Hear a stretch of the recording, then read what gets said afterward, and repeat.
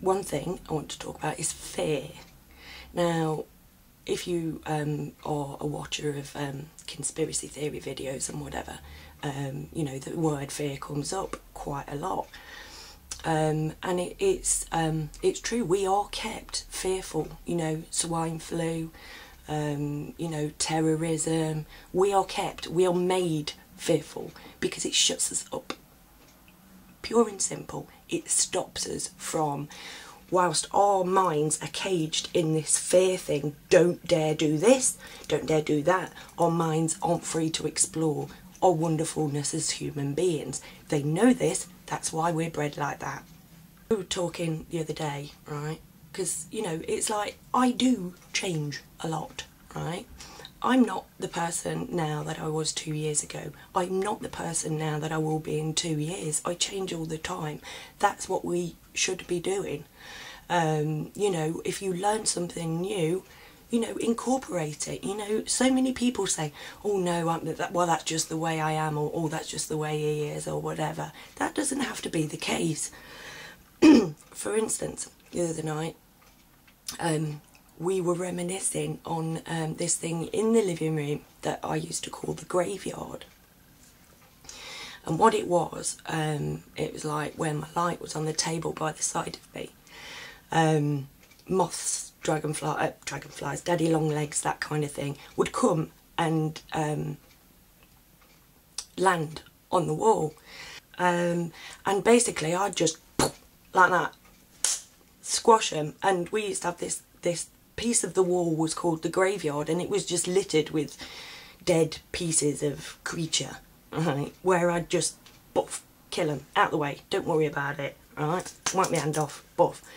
I haven't killed an insect knowingly in a very, very long time. In fact, I rescue them. You know what I mean?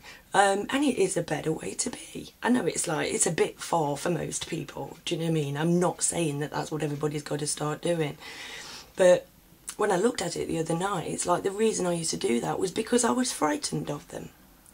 And then it's like I started to see it sort of more from the creature's point of view, you know what I mean? It's like, well, it's all right me being frightened of you, what on earth must I look like to you? So it's like, I don't have to kill this just because I'm scared of it. It won't hurt me. And as a species, we've acted scared of each other because there always has been a reason for somebody to come up in the hood and then take everything you're wearing. Because if you ain't sharing, people ain't caring. Right? But if you look at it from the thing of we had to evolve this way, which it was known at the beginning that this is how we were going to evolve and that this is the time that we'd have. And then in the end, it's going to be the polarity shift, the difference between Satan and God, because right now this world is run under Satan's rule, and the Bible is completely correct in pointing that out. And Jesus came to try to say the pursuit of personal wealth is the opposite of God. You have got it wrong. And if you don't change it, you're stuffed. And we didn't change it, and we stuffed ourselves. And said, well, he's been hung upon a... because it wasn't explained to us properly. You know, it's not been made about what he came to teach. It's been made about the fact that he was dead. Everybody's dead at some point in time. You know, and that's the integral central part of what we must think. You pip up, you die. You pip up, you get tortured, you get maimed, you get ridiculed in the streets. You will not win. I went into the doctors the other day actually, and it's like, if you have flu symptoms, stand behind this line and blah-de-blah. It's flu. It has a 0.4% mortality rate, no more than any flu in the world. And yet, we're in complete panic, too frightened to talk to each other. If you have flu symptoms, do not enter this building, go home and give us a call. That's what it said on the door. I know most of the world hasn't even got a clue what they're doing. Just thinks that this is normal, this is what life is. It's not. It's not. There's so much more.